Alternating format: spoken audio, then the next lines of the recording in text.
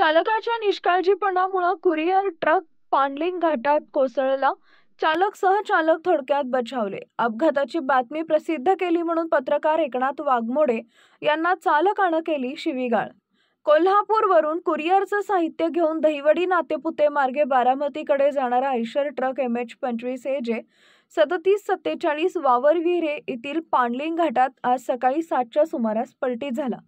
Eicher truck चालकाच्या निष्काळजीपणामुळे steering अचानक लॉक झाल्यानं ट्रक नियंत्रणाबाहेर जाऊन खाली कोसळला. अपघाताच्या वेळी चालक अजर मुलानी आणि सहचालक प्रज्वल साळवे हे दोघंही वाहनातच होते. ट्रकच्या पुढील काचा निखळून पडण्याचा योग आला आणि त्यामुळे दोघंही तात्काळ बाहेर पडत सुखरूप बाहेर पडले. सुदैवानं कोणतीही जीवितहानी झाली नाही.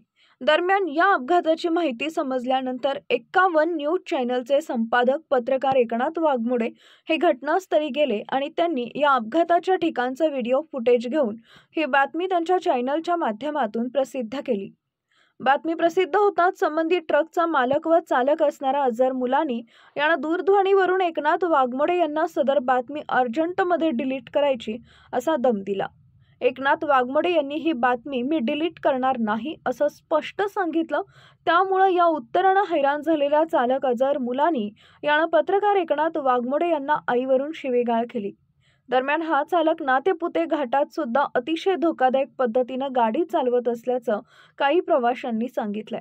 त्यामुळे इतरांच्या जीविताला निमंत्रण देणाऱ्या चालकावर दहिवडी पोलिसांनी कारवाई करावी अशी मागणी प्रवाशांनी सुद्धा केलेली आहे.